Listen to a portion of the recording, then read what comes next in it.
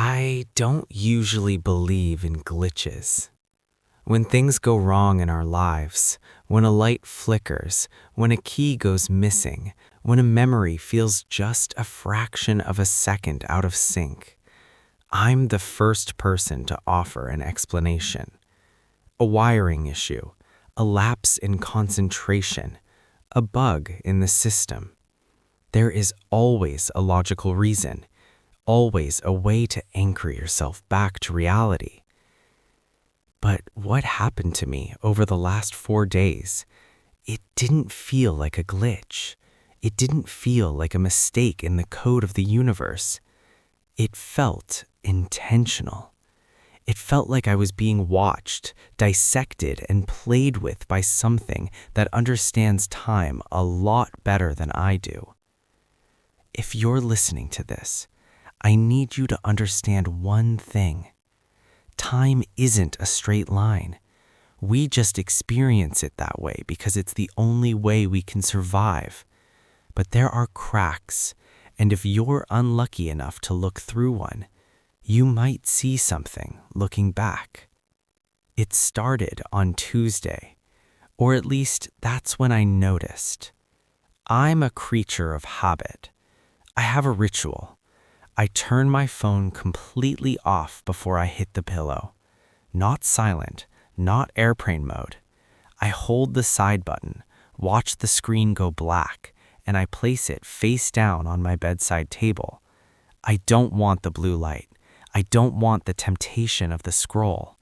I want silence. I remember doing that on Tuesday night.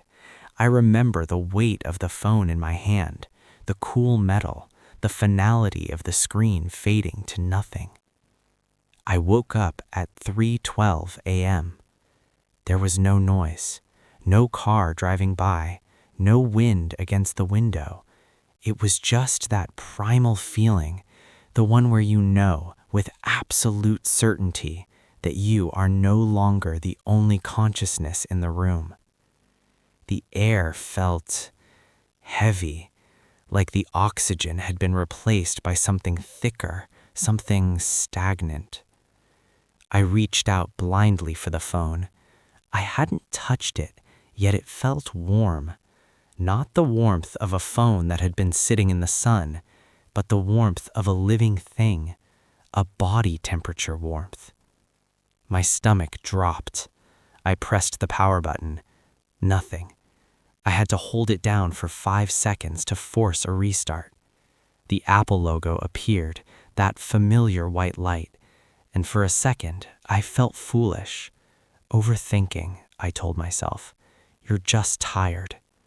But then the home screen loaded, and there it was. A single unread message. No contact name, just a string of digits. My own phone number. I opened the thread. My thumb was shaking so hard I could barely tap the icon. The message was sent at 3:12 a.m., exactly 1 minute ago. Don't open the door. I didn't sleep the rest of the night. I sat in the corner of my room, staring at the door. Every creak of the house sounded like a footstep. The next day, I didn't leave the house. I kept telling myself it was a prank.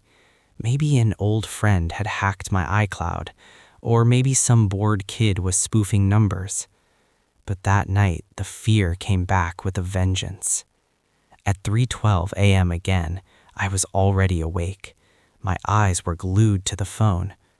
Nothing. I let out a breath I didn't know I was holding. Then, at 3:14 a.m., the phone buzzed just once. A short, sharp vibration that felt like a needle prick. You listened. That was the moment the logic shattered. How could it know? I hadn't moved. I hadn't opened the door. I hadn't interacted with anything. But the message didn't say good job or thanks. It said, you listened. It implied that my obedience was an experiment. The third night was worse. I didn't even try to sleep. I dragged a chair to the door, sitting there with a kitchen knife and a flashlight. I watched the clock. 3:11, 3:12, 3:13. At 3:14, the knocking started. It wasn't a frantic banging. It was 3 slow, deliberate knocks. Thump, thump, thump. The wood of the door vibrated under my hand. It was patient. It was polite. It was the knock of someone who was already invited. My phone lit up. Don't answer it this time. I froze. This time? My brain scrambled to find the error. I've lived here for 3 years. I've never opened the door in the middle of the night.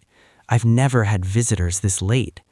But the message suggested a history, a loop. The knocking started again, faster this time, more aggressive. The handle of the door jiggled just a fraction of an inch, and I saw the deadbolt wiggle in its housing. Then, total silence. My phone buzzed. You already opened it once. I couldn't stay in the chair. I stood up, my legs feeling like lead. I walked to the door, my own front door, and I looked at the lock. It wasn't fully turned. It was unlocked. But I distinctly remember locking it. I have a habit. I check the deadbolt 3 times every night. Every single night. I don't just lock it. I shake it to make sure it's seated. If it was unlocked, that means someone or something had been here. Or it. I didn't open it. I didn't dare. But as I looked at the seam of the door, I saw something that made my blood freeze. There was a smudge on the glass of the peephole. A thumbprint on the inside. Someone or something hadn't been trying to get in. It was already inside, and it was trying to get out. The messages weren't warnings. They were instructions. Don't open the door. I realized then that the door wasn't just the entrance to my apartment. It was a barrier between 2 states of being. I was currently existing in a reality where I was safe, but the other me, the me that had already opened the door, was in the process of replacing me. Every time I received a message, it was a data point from a future that had already happened. I was just catching up to the inevitable. It's 4 a.m. now. I'm sitting here in the dark. I can hear the floorboards in the hallway creaking. They aren't random creaks. They're deliberate, weight being placed, then shifted. My phone just buzzed one last time.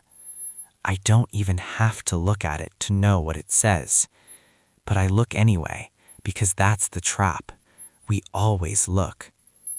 You let me in. I look at the door again. The deadbolt is turning. Not by a hand, just turning. I think I understand now. There is no tomorrow. There is only the now that I've already surrendered.